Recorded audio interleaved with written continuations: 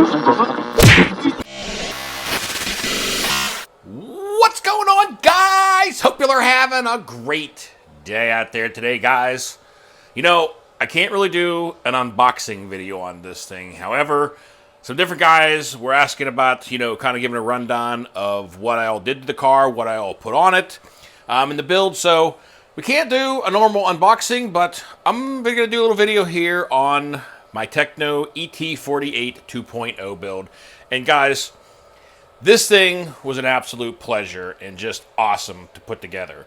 I have, I think, somewhere roughly around 15 hours total in this build between, painting the body, structuring, putting everything together, and, kind of tuning everything. I think it's pretty much ready to roll. But we're going to go ahead and give a little rundown of what's all in this thing and how it all went and how the build went together. So if you guys are interested, stay tuned, everybody.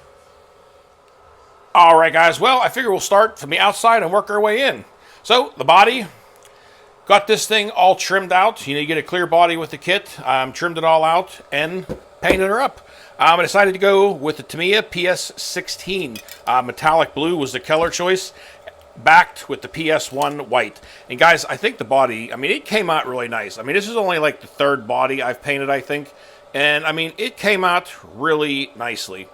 It's got that nice sparkle in there, and that backing any color with the white really helps with the body pop on that thing.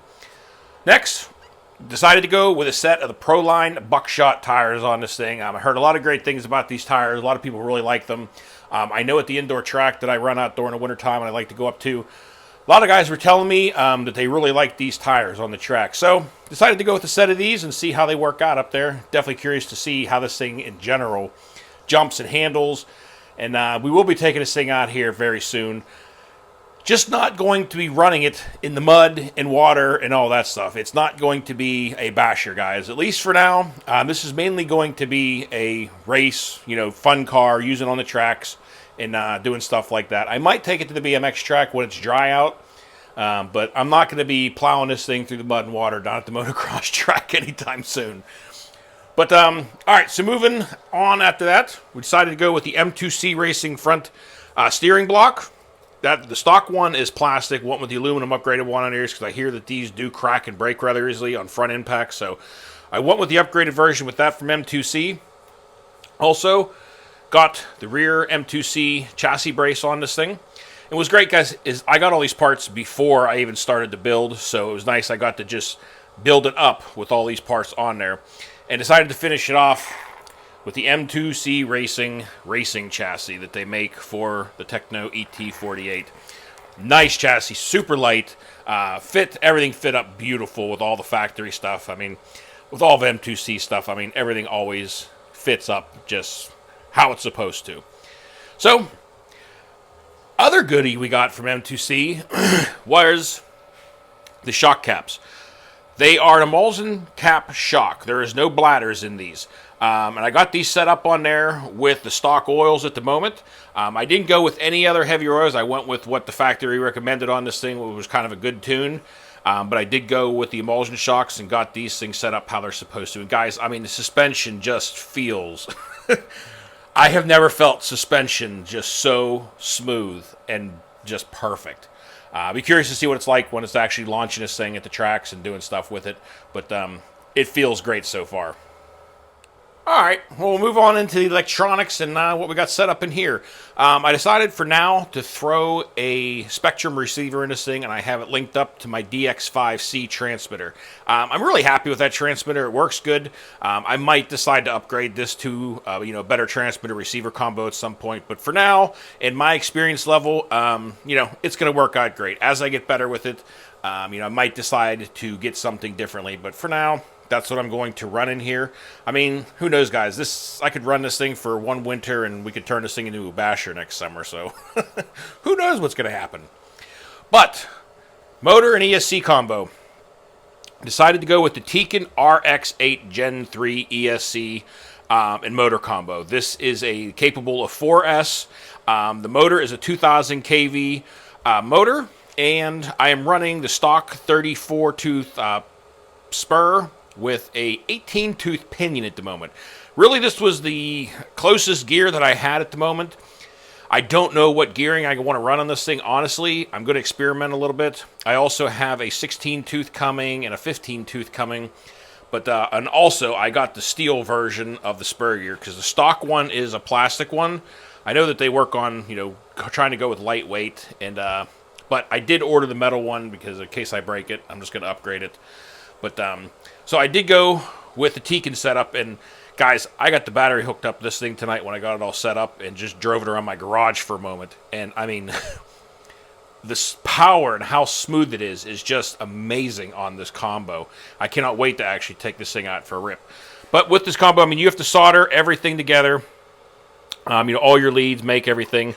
Some of them this one got a little hot for some reason when I was soldering. It got some black stuff on the wire, but it does rub off. But anyway, got all my connections made up, got my battery connection on there, and everything fit up beautiful. Had no issues with fitting anything together. Real nicely, all the wires run from this receiver and the servo down along this little channel that's made on this side plastic skirt right into the receiver box.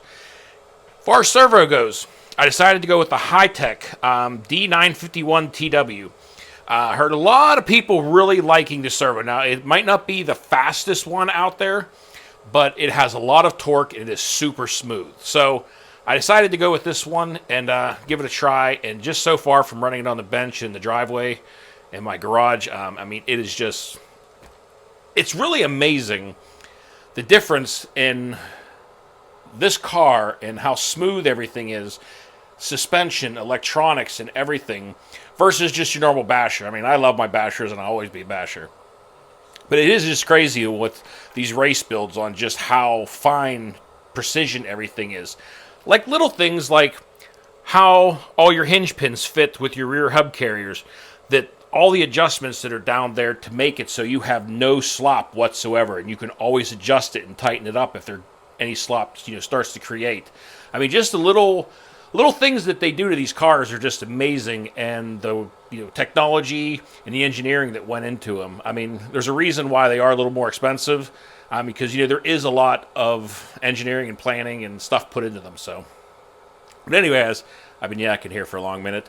Trying to think what else I want to go over here. I kind of got all my camber links and everything kind of set relatively close. I don't have a camber gauge yet, which is something I'm probably going to get because I would like to actually set it up properly for the tracks. But I got it pretty eyeballed from what I've been able to tell. It's supposed to be set up late, so I'll continue to fine-tune it and work with it and make it a little better here and there. I guess as far as fluids, and I kind of mentioned it at the beginning, but I did go with all stock fluids that they provide with the kit, because I figured if they provide it with the kit, it's got to be maybe a good, neutral starting point to work on the tracks and kind of see what, you want to change from there. So it is all the stock diff fluids that come with the kit. Same with the shocks, except for the different shock caps. But everything else is all pretty much the stock build that they give you with the kit. Just beside the M2C parts, everything else is normal kit stuff. And I'll say one thing, the A-arms on this thing are quite beefy. I mean, just the way that these angles are made in the A-arms and different stuff, I mean, you could tell they're meant to just glide over stuff and hold up to taking some rolls and tumbles. So I'll be curious to see how these A-arms hold up, if you are launching it and beating it around. I'd imagine they'd have to hold up pretty well because, I mean, they definitely got some stout to them. And guys, one other thing, anybody that is out there, just getting started in the hobby, and, I come across a lot of people, that are timid and a little afraid to tear these things apart, to work on their own cars, tear differentials apart, tear their shocks apart.